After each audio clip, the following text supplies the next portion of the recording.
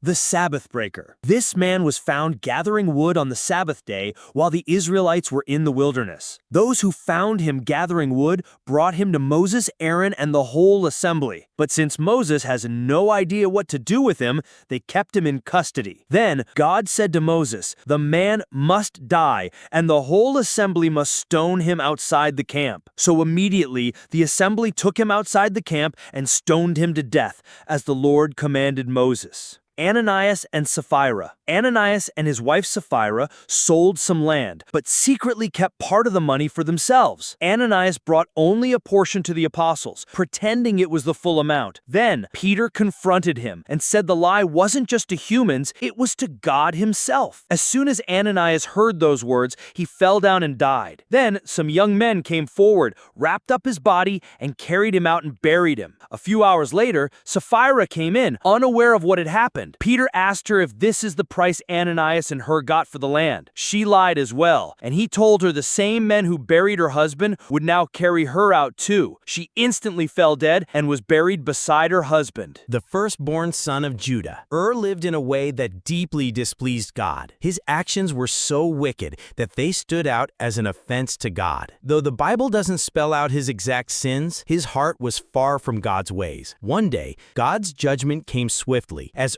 was struck down dead, leaving no chance for repentance. The second son of Judah. Onan was told to marry Tamar, his brother's widow, to give her a child who would carry on name. But Onan didn't want a child that wouldn't count as his own or share his inheritance. So each time he slept with Tamar, he selfishly made sure she wouldn't get pregnant by spilling his semen on the ground. This act defied God's will. Angry at Onan's wickedness, the Lord struck him down and he died. Herod Agrippa I.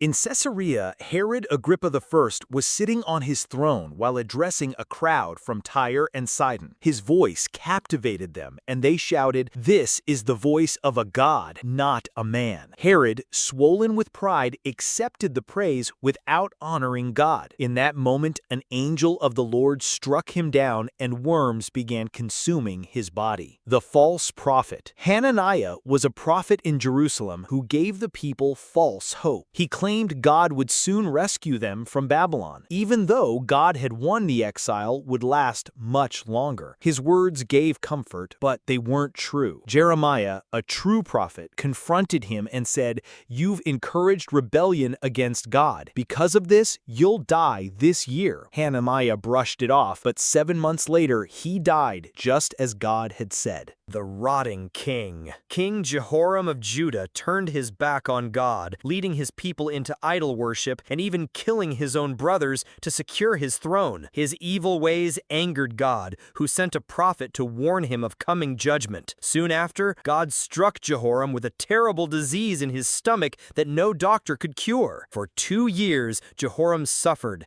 the pain growing worse each day. Finally, the disease took its toll. His insides failed, and he died in agony. Saul's silent end. King Saul was once chosen by God, but later turned away from him. He ignored God's commands, chased his own desires, and even sought advice from a medium instead of praying to God. His disobedience piled up, and God's patience ran out. On the battlefield against the Philistines, Saul's fate caught up with him. Arrows struck him, and as enemies closed in, he fell on his own sword, ending his life. The Lord had judged him, and his death cleared the way for David, son of Jesse, to take the throne. The idol king. King Jeroboam of Israel led his people into idol worship, turning them away from God. He clashed with Judah's king, Abijah, who trusted God. In a fierce battle, God gave Abijah victory, and Jeroboam's power crumbled. Jeroboam's downfall didn't come with a dramatic battle, but with illness. His body grew weaker, and the weight of God's judgment settled over him until he died, just as the prophecy had said. Sons of priest Eli.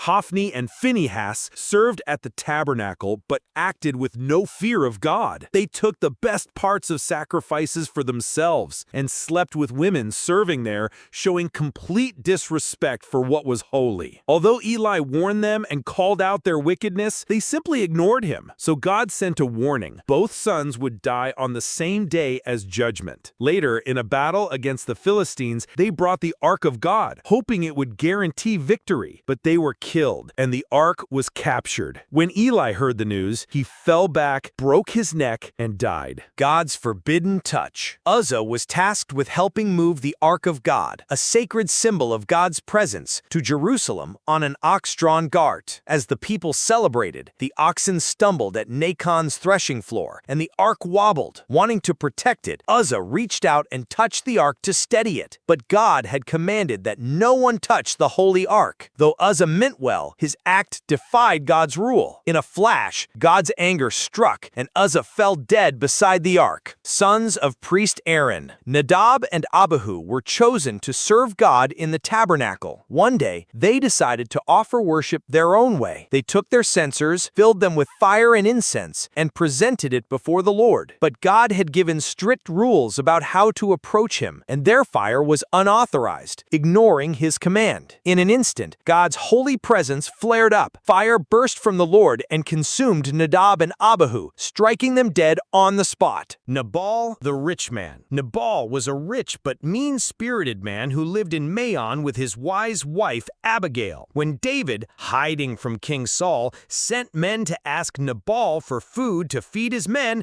Nabal rudely refused, insulting David despite his kindness and him having plenty. Furious, David planned to attack Nabal's household. Abigail, hearing of the trouble, quickly brought gifts to David, calming his anger and saving Nabal's life. The next day, when Abigail told Nabal how close he came to disaster, his heart froze in fear. 10 days later, God struck him, and Nabal died.